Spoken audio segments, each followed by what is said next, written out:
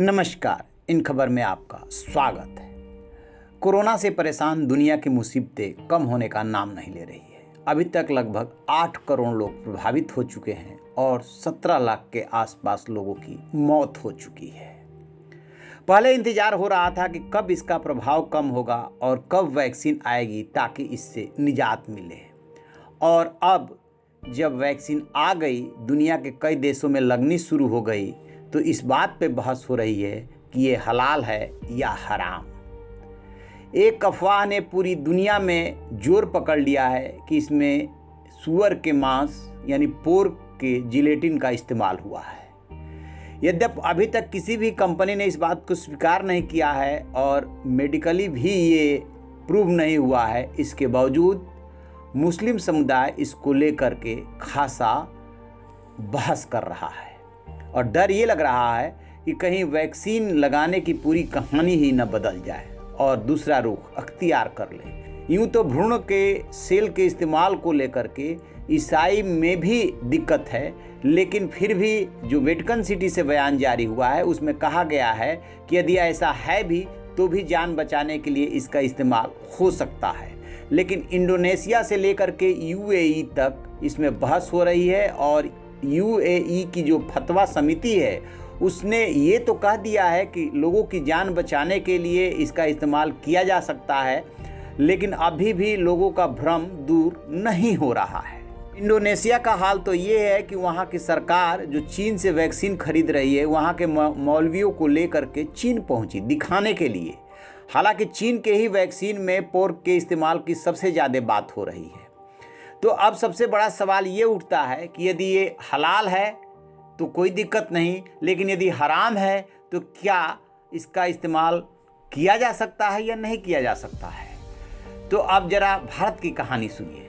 मुंबई में रजा एकेडमी है, इसके मौलाना सईद नूरी हैं। उन्होंने नया फतवा जारी कर दिया है। वो कह रहे हैं कि वे चेक करेंगे कि वैक्सीन हलाल है या नहीं। उनकी मंजूरी के बाद ही मुसलमान इस दवा को लगवाने के लिए आगे आए। मौलाना सईद नूरी ने कहा है कि मालूम हुआ है कि चीन ने जो वैक्सीन बनाया है उसमें सूअर की चर्बी का इस्तेमाल किया गया है। ऐसे में जो भी वैक्सीन भारत आती है उसे हमारे मुफ्ती और डॉक्टर अपने हिसाब से चेक करेंगे। उनकी इजाज़त मिलने के बाद ही भारत के मुस्लिम उस वैक्सीन का इस्तेमाल करें, वरना न करें। हालांकि कुछ मुफ्ती और मौलवियों ने ये भी कहा है कि नहीं, इसका इस्तेमाल किया जाना चाहिए। जब किसी की जान बचाने की बात हो तो उसमें हलाल और हराम नहीं देखा जाता है। अब सबसे बड़ा सवाल है कि ऑब्जेक्शन किस बात पे है। तो दरअसल है क्या कि जो भी ऐसी वैक्सीन बनती है उसकी सुरक्षा और तापमान मेंटेन करने के लिए जिलेटिन का इस्तेमाल किया जाता है। और कहा यह जा रहा है कि उसमें जो जिलेटिन का इस्तेमाल किया जा रहा है वो पोर्क से बना है। यहीं से विवाद की शुरुआत होती है। तो इसको लेकर के क्या कहता है इस्लाम? इस्लाम ये कहता है कि यदि जहाँ जान बचाने की बात हो वहाँ पे ये नहीं देखा जाना चाहिए। इंसान के और समाज के जान बचाने पे ध्यान दिया जाना चाहिए। तो इस पे इस्लामिक स्कॉलर है अतीकुर रहमान। उनका कहना है कि अल्लाह ताला ने जान बचाने की हराम की चीज़ों के इस्तेमाल की इजाज़त दी है। इनका मानना है कि मुस्लिम धर्मगुरुओं का काम समाज को जागृत करना है, इसलिए इस वैक्सीन के रास्ते में कोई बाधा न बने।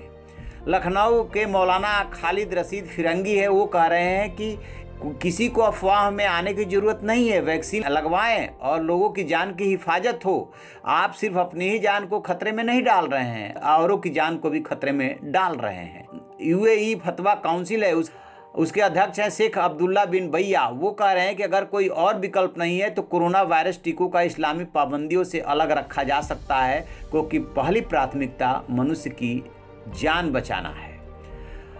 काउंसिल ने कहा है कि इस मामले में पोर्क जिलेटिन को दवा के रूप में इस्तेमाल किया जाना है, न कि भोजन के तौर पे। और ये तर्क दिया जा रहा है कि यदि उसे आप ओरली नहीं ले रहे हैं, यदि आपको इंजेक्शन के रूप में लगाया जा रहा है तो फिर इसमें दिक्कत नहीं होनी चाहिए। टीकों में सामान्य तौर पे पोर्क जिलेटिन का इस्तेमाल होता है और इसी वजह से कोरोना वैक्सीन को लेकर भी उन मुस्लिमों की चिंता बढ़ रही है जो इस्लामिक कानून के तहत पोर्क से बने उत्पाद के प्रयोग को हराम मानते हैं।